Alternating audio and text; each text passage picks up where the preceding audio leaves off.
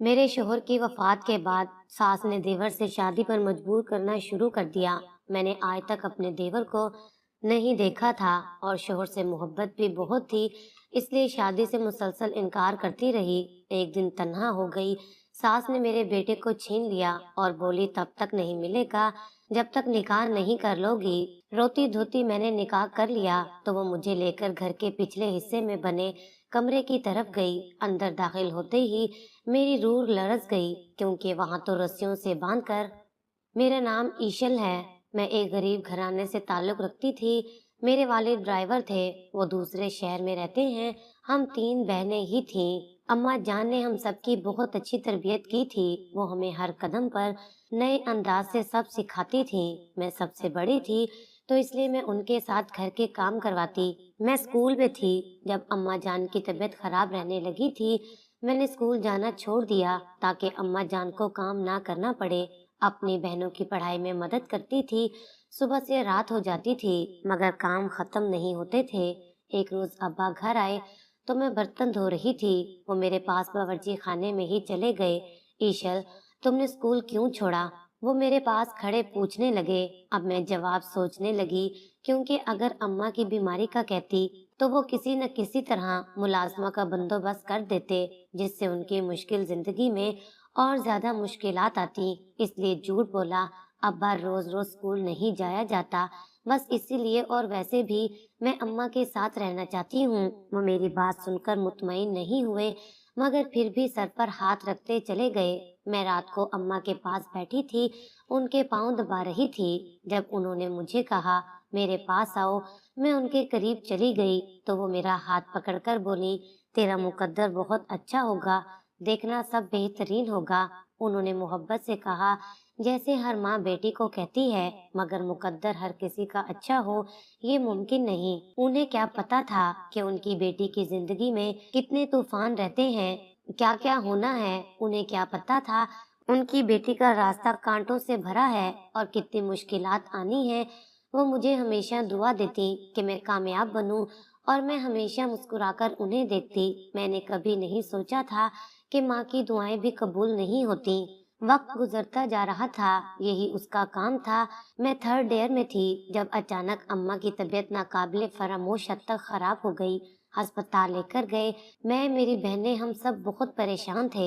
ابا جی پہنچ رہے تھے مگر بارش کی وجہ سے راستے بند ہو گئے۔ ساری رات گزر گئی، اگلی صبح کسی قیامت سے کم نہیں تھی جب ڈاکٹر نے آ کر اماں کی ہمیشہ کے لیے بچھڑ جانے کی خبر دی۔ میں اپنی بہنوں کو کیسے سنبھالتی؟ میں تو خود گر چکی تھی۔ آسمان سے زمین پر منہ کے بل ماں کے بچھڑنے کا غم بہت بڑا ہوتا ہے۔ ابا جی 2 گھنٹوں میں پہنچ چکے تھے۔ اس کے بعد باقی رسم ادا کی گئی۔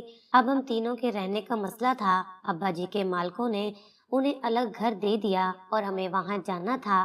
دل کسی صورت راضی نہیں تھا مگر دل کی کس نے سننی تھی؟ بھلا دل کی بھی سننی جاتی ہے؟ زندگی جس طرف لے جائے جانا پڑتا ہے، یہی ہمارے ساتھ ہوا۔ روتے اداسی سے گھر چھوڑ کر اجنبی شہر کی طرف روانہ ہوئے۔ وہاں پہنچتے رات ہو گئی تھی۔ جب ہم وہاں پہنچی تو ابا جی ہمیں سیدھا گھر لے گئے۔ وہ کوئی الگ گھر نہیں تھا بلکہ حویلی کی پچھلی طرف کوٹیج تھا۔ یوں کہا جائے کہ ملازمین کی رہائش کے لیے تعمیر ہوا ایک کمرے کا چھوٹا سا گھر تھا۔ دروازہ اس کے ساتھ ہی چند قدم کے فاصلے پر بالکل ویسا ہی ایک اور تھا۔ مجھے وہاں سے خوف سا محسوس ہوا۔ میں جلدی سے ابا کے پاس پہنچی۔ ابا جی ہمیں اندر لے گئے۔ وہاں ایک چھوٹا سا کچن اور ساتھ ہی واش روم تھا۔ چھوٹا سا لاؤنج صحن میں نہیں تھا۔ مجھے وہاں جاتے ہی عجیب سا محسوس ہو رہا تھا۔ میں اندر اطلاع دے دوں کہ میں آ چکا ہوں تم سب کو لے کر، تب تک تم لوگ بیٹھو، میں کھانا لاتا ہوں۔ ابا یہ کہہ کر چلے گئے۔ میں ان دونوں کو لیے کمرے میں گئی، جہاں داخل ہوتے ہی قدم واپس لینے پڑے۔ یہاں تو بہت مٹی ہے، ہم آرام کہاں کریں گے؟ چھوٹی ثانیہ نے منہ بناتے کہا، فکر نہیں کرو، بجو سب صاف کر دیں گی۔ چند لمحوں کے لیے تم لوگ اس صوفے پر بیٹھ جاؤ، میں نے مسکرا کر کہا۔ حالانکہ میرا جسم تھکاوٹ کی وجہ سے ٹوٹ رہا تھا، پھر بھی بڑی بہن تھی، کیسے انہیں کہتی کہ ساتھ کام کرواؤ، یہ جانتے ہوئے کہ وہ بہت تھک چکی ہیں۔ میں نے دوپٹہ کھول کر کمر سے باندھا اور کمرے میں داخل ہوئی۔ آدھا گھنٹہ مجھے صفائی کرنے میں لگا، تب تک ابا جی بھی کھانا لے کر آئے۔ मैं वॉशरूम में गई, मुंह हाथ धोने। अभी नल खोला ही था कि पानी चंद कतरों के बाद बंद हो गया। मैंने अब्बा जी को बताया कि पानी नहीं है, तो वो मोटर चलाने गए। हैरत की इंतहा ना रही जब मोटर चलने के बाद भी पानी का एक कतरा नहीं निकला। मैंने फिर अब्बा जी को पुकारा और खुद बाहर निकल गई। अब्बा जी ने जाकर नल खोला तो तेजी से पानी गिरने लगा। वो मुझे मुंह धोने का कहते चले गए। उस वक्त जान निकल गई जब मेरे अंदर कदम रखते ही पानी फिर बंद हो गया। मेरा दिल जोर जोर से धड़कने लगा। मैंने मुंह पर हाथ फेरा और बाहर निकल गई। अजीब हो रहा था, डर और खौफ से हाथ पैर कांप रहे थे। क्या हुआ ईशल, तुम इतना कांप क्यों रही हो और मुंह हाथ क्यों नहीं धोया? अब्बा जी ने परेशान होकर पूछा। कुछ नहीं अब्बा जी, बस सर्दी लग रही है। मैंने दूसरा जुमला नजरअंदाज कर दिया। अब्बा जी कुछ देर मुझे देखने के बाद खाना खाने लगे। उसके बाद हम तीनों कमरे में चली गईं, जबकि अब्बा जी वहीं लाउंज में पड़े सोफे पर नीम दराज हो गए। कमरे में आए बहुत देर हो चुकी थी। काफी देर तक मैं यूं ही छत को देखती रही। कुछ तो अजीब था वहां। क्या, ये मुझे समझ नहीं आ रहा था। दिलो दिमाग अब्बा जी को बताने पर उकसा रहे थे, लेकिन मैं उन्हें परेशान नहीं करना चाहती थी। रात यूं ही गुजर गई और सुबह की आजान के साथ मैंने चौंक कर वक्त देखा तो हैरत हुई। पूरी रात नींद नहीं आई। उठकर फजर पढ़ने के लिए वजू करने गई तो फिर वही हुआ। मेरा हालत तक खुश्क हो गया। ये सब क्या हो रहा था मेरे साथ? मैं वापसी के लिए पलटी तो पैरों तले से जमीन निकल गई। दरवाजे को बाहर से बंद किया गया था। मैंने बहुत कोशिश की मगर नहीं खुला। मैं रोने लगी। काफी देर गुजर गई। मैंने इतनी बार दस्तक दी, अब्बा जी को पुकारा, सानिया सामिया को पुकारा, मगर किसी ने जवाब नहीं दिया। दिल बंद होने लगा था। मुझे रोते हुए 15 मिनट गुजर चुके थे जब बाहर से अब्बा जी की पुकार सुनाई दी। मैंने दरवाजे के हैंडल पर हाथ रखा। अब्बा जी, ये दरवाजा। मेरी बात अधूरी रह गई जब दरवाजा खुद ब खुद खुलता चला गया। दिमाग सुन्न होने लगा था। क्या हुआ ईशल, ऐसे क्यों खड़ी हो? तबीयत ठीक है? चेहरा सफेद हो रहा है तुम्हारा। अब्बा जी ने फिक्र से मेरा हाथ पकड़ते बाहर सोफे पर बिठाया, खुद भी साथ ही बैठ गए। कुछ नहीं अब्बा जी, मैंने फिर झूठ बोला, ये जाने बगैर कि मेरा ये बार बार झूठ बोलना मुझे किसी खाई में धकेलेगा। उस खाई में जहां अंधेरा ही अंधेरा होगा, न रोशनी की कोई किरण होगी, न उम्मीद। उठो फिर नमाज पढ़ लो। अब्बा जी के कहने पर मैंने चौंक कर उन्हें देखा। फिर घड़ी पर वक्त देखते ही दिमाग जैसे घूम गया। 5:05 हुए। मैं इतनी देर वहां कैद रही, फिर भी सिर्फ 5 मिनट गुजरे। मेरे माथे पर पसीने के कतरे नमूदार हुए। अब्बा जी जा चुके थे। नमाज पढ़ने में वहीं बैठी रही, जैसे कदमों से जान निकल गई हो। अब्बा जी वापस आए तो मुझे वहीं बैठा देखकर तो हैरान हुए मेरे पास आए। मेरी पेशानी को छुआ। ईशल, तुम तो बिल्कुल ठंडी पड़ रही हो। उठो, कमरे में चलो, आराम करो। वो मुझे लेकर वापस कमरे में चले गए। दोनों बहनें भी अब परेशान हो चुकी थी। दिन यूं ही गुजर रहे थे। अजीब वाकयात भी हो रहे थे। मैं अब काफी डर गई थी। मुझे अकेले वहां से खौफ आता था। कभी दरवाजा बंद हो जाता तो मेरी आवाज किसी तक न पहुंचती, कभी नल खुद ही खुल जाता और कभी खोलने पर पानी न आता। उस दिन बहुत अजीब वाकया हुआ। मैं किचन में खाना बना रही थी जब दरवाजे पर दस्तक होने लगी। आहिस्ता आहिस्ता तेज होने लगी। मैंने भागकर दरवाजा खोला तो वहां कोई नहीं था। मैं वापस पलटने लगी। जब नजर दहलीज पर पड़ी तो पैरों तले से जमीन खिसक गई। मेरा सांस उखड़ने लगा था। कदम पथरा गए। मैंने चिल्लाना चाहा, मगर हलक से आवाज नहीं निकल रही थी। भागने की कोशिश करती रही, लेकिन भाग नहीं सकी। ईशल, तुम दरवाजे पर क्यों खड़ी हो? अब्बा जी ने मेरे कंधे पर हाथ रखा। मैंने नजर उठाकर उन्हें देखा तो वो मेरे साथ खड़े थे। अजीब था, वो मुझ तक पहुंच गए और मुझे पता ही नहीं चला। मैंने वापस नीचे देखा तो वहां अब कुछ नहीं था। अब्बा जी यहाँ अभी।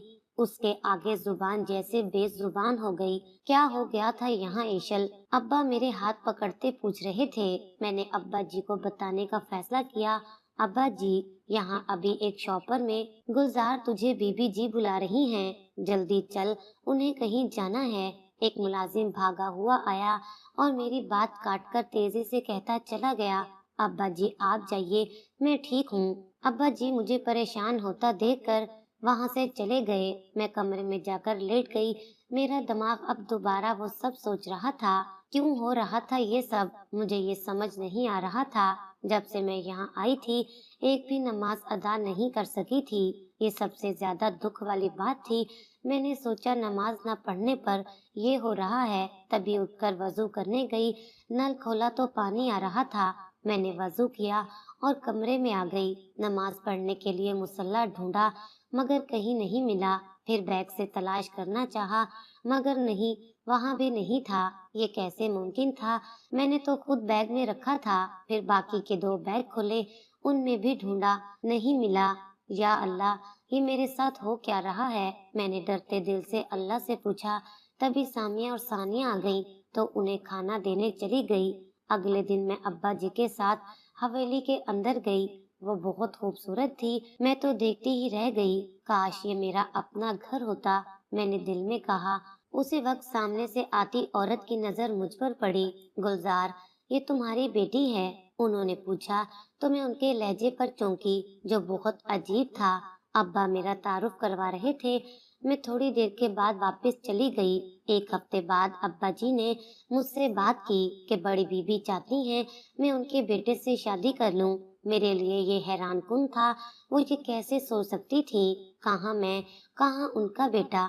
मैं काफी मुतमईन थी कि इस हफ्ते कुछ भी अजीब नहीं हुआ, मगर इस बात ने मेरा सुकून पल में गारत किया। अब मैं सोच में पड़ गई। अब्बा जी ने कहा वो राजी हैं, क्योंकि मेरी शादी के बाद वो सामिया और सानिया की तालीम का खर्च उठाएंगे। ये बात मुझे कुछ ठीक नहीं लगी, लेकिन क्या कर सकती थी। बेटी होने के हक से मैंने अब्बा को फैसले का अख्तियार दिया, तो वो खुशी खुशी मेरे सर पर हाथ रखते चले गए। वो रात बहुत अजीब थी। मैं सो रही थी, जब अजीब से शोर से आंख खुली। वो शोर मुसलसल था, जिसने मुझे जागने पर मजबूर कर दिया। मैंने उठकर बल्ब रोशन किया, जो नहीं हुआ। दो तीन बार कोशिश की, मगर नाकाम। अब्बा जी, अब्बा जी, मैं अब्बा जी को पुकारती बाहर निकली। जैसे ही कमरे से बाहर कदम निकाला, डर से रूह कांप उठी। वहां चारों तरफ आग थी। मैंने चीखना शुरू किया। अब्बा जी ही नहीं, सामिया सानिया भी नहीं थी। मैं चीख रही थी, कोई जवाब नहीं दे रहा था। फिर एकदम पीछे से किसी ने मेरे हाथ पकड़े। मैंने पलटकर देखना चाहा, मगर गर्दन घुमाई ना गई। मैं खौफ से जर्द पड़ने लगी थी, जिस्म से जान जैसे निकल रही थी। तभी आंखों के आगे अंधेरा छा गया, और जब आंखें रोशन हुई तो अपने बेड पर थी। अब्बा जी मेरे पास बैठे थे। मुझे उठता देखकर मेरे करीब हुए। ईशल, तुम ठीक हो? वो मेरा हाथ पकड़ते पूछ रहे थे। मैं यहाँ कैसे? मैंने बामुश्किल पूछा। तुम किचन में गिरी पड़ी थी, सर पर चोट लगी हुई थी। उनके कहने पर मैंने चौंक कर सर पर हाथ रखा। वहाँ पट्टी बंधी हुई थी। मैंने दिमाग पर जोर दिया कि ये चोट कैसे लगी, मगर कुछ याद नहीं आया। अगले ही दिन अचानक बड़ी बीबी अपने साथ कुछ लोगों को लिए मेरे पास आई। साथ ही अब्बा जी थे। मैंने हैरत से उन सबको देखा, बाकी किसी को तो नहीं। अलबत्ता उनमें से मौलवी साहब को पहचान कर मैंने अब्बा जी की तरफ देखा, तो वो मेरे पास आए, मगर उनकी बात सुनते ही मेरी आंखें फटी की फटी रह गईं। अब्बा जी, ये आप क्या कह रहे हैं? मुझे यकीन नहीं हो रहा था, मगर मेरे यकीन करने से क्या होना था। जो वो सब सोच चुके थे, वो हो गया था। चंद लम्हों का खेल था और सब बदल चुका था। मैं ईशल गुलजार से ईशल शाहजेब बन चुकी थी। कितना अचानक हुआ था ये सब, मुझे यकीन नहीं हो रहा था। मुझे बीबी जी अपने साथ हवेली ले गई। छोटी सरदारनी को छोटे सरदार के कमरे में छोड़ आओ, उन्होंने एक मुलाजमा से कहा, तो वो मुझे एक कमरे में ले गई। वो कमरा बहुत बड़ा था। मैंने चारों तरफ देखा तो हैरान रह गई। बिल्कुल टीवी ड्रामों में नजर आने वाले महलों के कमरों की तरह था। सामने ही एक बड़ी सी तस्वीर लगी थी, जो यकीनन शाहजेब की थी। मैं बेड पर बैठ गई। न जाने कब आंख लगी और कब शाहजेब कमरे में आए। सुबह आंख खुली तो गायब दिमागी से सब देखती रही। फिर नजर सोफे पर सोए वजूद पर पड़ी। कुछ देर तक समझ आ गया कि क्या हुआ है। उठकर वॉशरूम गई, आकर नमाज पढ़ी और काफी देर रोती रही। अचानक कंधे पर हाथ रखने पर उछल पड़ी। पीछे शाहजेब खड़े थे। रो क्यों रही हो? अच्छा निकाह की वजह से क्या मैं इतना बुरा हूँ? आखिरी बात उन्होंने मुस्कुराकर कही। मैंने नफी में सर हिलाया तो फिर वो दोबारा बोले। वैसे ही मैंने आहिस्ता से कहा, देखो मैं समझ सकता हूँ, सब बहुत अचानक हुआ, मैं इस पर शर्मिंदा हूँ। उसके बाद वो काफी देर तक मुझसे बातें करते रहे, जिससे मैं बहुत हद तक मुतमईन हो गई थी। मुझे डर लगता था, मगर फिर अपने ससुराल वालों की मोहब्बत से बहुत जल्द उन सब के साथ घुल मिल गई और हम सब बहुत खुश रहने लगे। अब मेरे साथ वो सब हादसात नहीं होते थे, जिस पर मैं सब भूलने लगी, इस बात से बेखबर कि अभी तो शुरुआत थी। मेरी शादी के कुछ ही अरसे बाद जब मेरे यहाँ बेटे की पैदाइश हुई तो सबको बहुत खुशी हुई। मेरे शोहर हद दर्जा खुश थे, मगर ये खुशी ज्यादा अरसा ना रही। अभी 7 महीने ही हुए थे। एक दिन अचानक ही मुझे वो खबर मिली जो मेरे लिए कयामत थी। मैं लड़खड़ाती हुई बची थी, आंसू रवानी से बहने लगे थे। दिल ये बात मानने को इनकारी था। ऐसे कैसे हो सकता है? मेरा दिल बार बार यही कह रहा था। बहुत बुरा हुआ था। वो एक ऐसा एक्सीडेंट था जिसे मैं कभी भुला नहीं सकी। वो एक्सीडेंट जिसमें मेरे शोहर की मौत हो गई। मेरे हमसफर ने मेरा साथ छोड़ दिया। उनकी मौत मुझ पर कयामत की तरह थी। हम सफर का साथ छूट जाए, वो भी हमेशा के लिए। ये दुख ऐसा होता है कि इंसान इस दुख से नहीं निकल पाता। मेरे लिए इस दुख से निकलना मुश्किल तरीन था, क्योंकि मेरे शोहर ने मुझे इतनी मोहब्बत दी थी कि मुझे हर जगह वही नजर आता। यूं लगता जैसे मजाक हो या कोई डरावना ख्वाब। मैं हर वक्त रोती रहती, सिसकती रहती, किसी चीज का होश ना था। यहाँ तक कि मुझे अपने बेटे की भी खबर नहीं थी। कमरे में गुम उनकी यादों के शहर में रहती। मेरे ससुराल में मेरी सास, देवर और 2 नंदे थी। देवर का मैंने सिर्फ सुना था, कभी देखा नहीं था। ये मेरे लिए हैरत की बात थी। और सबसे बड़ी बात जो शादी के बाद मैंने महसूस की, मेरे ससुराल में ना तो कोई मेरे देवर का जिक्र करता और ना कहीं कोई उसकी तस्वीर थी। मैंने कई बार शाहजेब से पूछा तो उन्होंने हर बार बात बदल दी। मैं पहले पहल बहुत परेशान रही कि कोई कैसे अपनी औलाद को यूं दूर रख सकता है। पहले मुझे लगता था शायद उससे कोई गलती हुई है, जिसकी वजह से सब उनसे नाराज हैं। इसीलिए कुछ दिन सोचने के बाद मैंने घर में उनका जिक्र करना शुरू कर दिया। मुझे उस वक्त अजीब लगता जब मेरे जिक्र पर मेरे ससुर उठकर चले जाते। यूं ही दिन गुजरने लगे थे। मैंने बहुत दफा अपनी नंदों से भी बात करने की कोशिश की, मगर वो भी शाहजेब की तरह बहाना बनाकर बात बदल देती। और सास का तो अजीब हाल था, वो हर बार मुझे डांटने लगती। एक बार तो हद ही हुई, उन्होंने मुझ पर मेरी इसी बात पर हाथ उठा दिया। मैं पत्थर की मूरत बनी उन्हें देखती रही। कोई कैसे अपने बेटे से, अपने जिगर के टुकड़े के साथ ये सब कर सकता है? उससे इतनी नफरत कि उसका नाम सुनना भी बाप छोड़ दे, माँ को भी नागवार गुजरता हो। उस दिन के बाद शाहजेब ने मुझे सख्ती से मना कर दिया कि मैं उस बारे में कोई बात ना करूं। शाहजेब की मौत के बाद मेरी सास का रवैया मुझसे बदलने लगा था। वो अब कभी सख्ती से डांट देती तो कभी नरमी से बात करती। मुझे हैरत थी, मेरी बड़ी नंद की शादी होने वाली थी, मगर उसकी शादी में अभी वक्त था। मेरी नंद हर वक्त मुझे समझाती रहती। वो मुझसे अजीब सी बातें करती जिनकी मुझे कुछ समझ ना आती। मैं तो अभी तक ये मानने को इनकारी थी कि शाहजेब नहीं है। ऊपर से उसकी बातें, मेरा दिमाग जैसे काम करना छोड़ रहा था। एक दिन मैंने अपनी सास और बड़ी नंद को बातें करते सुना। मेरी नंद कह रही थी, वक्त के साथ मान ही जाएगी। अम्मा तू फिक्र ना कर, मुझे पता लग चुका था वो मेरी बात कर रही हैं। तभी मेरी सास बोली, अब क्या हो सकता है, यूं रोने धोने से वो वापस थोड़ी ना आ सकता है। इस तरह रोकर खुद को हल्कान करके ये खुद को ही तकलीफ दे रही है ना। अपने बेटे का ख्याल है, न ससुराल की परवाह है। अगर इसे कुछ हो गया तो मासूम बच्चे का क्या होगा? मेरी सास दुख से कह रही थी। मुझे उनकी बातों की समझ नहीं आ रही थी। समझ तो तब आई जब आधी रात को मेरे बेटे की तबीयत खराब हो गई। मेरी लापरवाही की वजह से वो बीमार हो गया था। 2 दिन अस्पताल में रहने के बाद हम घर वापस आए। मैंने उसके बाद खुद को संभाल लिया और इस मुश्किल से निकलना आसान नहीं था, मगर यहाँ भी नंदों की मोहब्बत काम आई। ससुराल वालों की मोहब्बत ही थी जिसकी वजह से मैं जल्दी इस सदमे से निकल आई। मुझे अपने बेटे के लिए जीना था। मैंने खुद को संभाल लिया। एक दिन मैं अपने कमरे में बैठी थी जब सास मेरे पास आई और बातें करने लगी। फिर अचानक वो मेरे हाथ पकड़ते हुए बोली, ईशल, तुम मेरे छोटे बेटे से निकाह कर लो। मैं उनकी बात पर हैरान रह गई और मैंने ना कर दी। मेरा दिमाग फटने लगा था और फिर ये सब रोज होने लगा। रोजी सास मुझसे निकाह का कहती। पहले पहल सब आम लहजे में था, फिर सख्त लहजा होने लगा। मैं हर बार मना कर देती। ये कैसे कर सकती थी? मैंने शाहजेब से दिल से मोहब्बत की थी और वैसे भी कभी देखा नहीं था।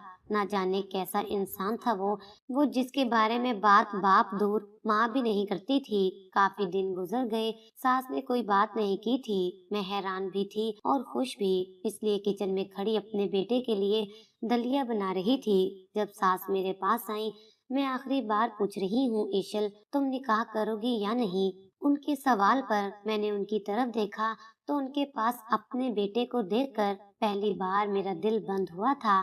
मैं मना कर चुकी हूँ आपको, मैंने सख्त लहजे में कहा। उसी वक्त उन्होंने मेरे बेटे को एक मुलाजिम के हवाले किया और उसे कुछ कहने लगी। उनकी बात सुनकर मेरे पैरों तले से जमीन खिसक गई। नहीं, प्लीज नहीं, मैंने उसकी तरफ भागते हुए कहा, मगर रास्ते में ही सास ने पकड़ लिया। मेरी आंखों के सामने मेरे बेटे को मुझसे दूर ले गए और मैं बेबसी से देखती रह गई। 2 दिन गुजर गए, मैंने अपने बेटे को नहीं देखा था। थक हार कर हाथ जोड़े, मगर उन पर कोई असर नहीं हुआ। एक ही रट लगा रखी थी, उन्होंने निकाह करो। मजबूरी में मुझे निकाह करना पड़ा। मेरे निकाह के बाद वो मुझे पिछली तरफ ले गई। जैसे जैसे मैं उस घर नुमा कमरे के करीब हो रही थी, वैसे वैसे डरो खौफ से जिस्म लरजने लगा था। एक घर में मैं अपनी फैमिली के साथ रहती थी, दूसरे में वो मुझे ले गई। दरवाजे के पास खड़े होकर उन्होंने वो ताला खोला जिसे खुलते मैंने पहले कभी नहीं देखा था। दरवाजा खुलते ही मेरी जान निकल गई। सामने रस्सियों में बंधे वजूद को देखकर वो तो शाहजेब था। हाँ, वो शाहजेब ही था। मैं भागकर उसके करीब गई, मगर उसके पास पहुंचने से पहले ही सास ने मुझे पकड़ लिया। ये शाहजेब नहीं है। उनकी बात पर मैंने अजनबियत से उन्हें देखा तो वो बताने लगी। उनकी दास्तान कुछ यूं थी। मेरे 2 जुड़वा बेटे थे, एक शाहजेब और दूसरा शाहजैन।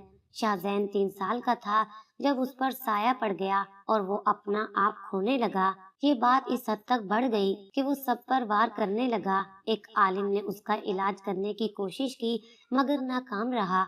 उसने उसे इसी छोटे से घर में कैद कर दिया। फिर एक और आलिम ने इलाज शुरू किया तो कुछ अरसे बाद उन्होंने कहा, इसका निकाह कर दो किसी ऐसी औरत से जो एक बेटे की माँ हो, फिर वो ठीक हो सकता है। इसलिए शाहजेब की शादी उन्होंने मुझसे की और फिर एक बेटे की पैदाइश के बाद शाहजेब मुल्क से बाहर चला गया और धोखे से तलाक के पेपर्स मुझसे साइन करवा लिए और फिर वो सब ड्रामा किया।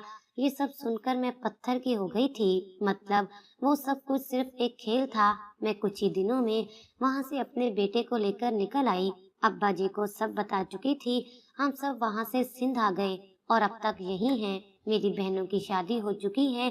मैं अभी भी अपने बेटे के सहारे जिंदा हूँ, वरना वो सब जानकर तो मेरा मरने को दिल कर रहा था। लेकिन ये जिंदगी है, जीनी पड़ती है, चाहे दिल करे या ना करे। क्या मैंने शाहजैन और उसके घर वालों को छोड़कर गलती की है या नहीं? कमेंट सेक्शन में जवाब जरूर दीजिएगा।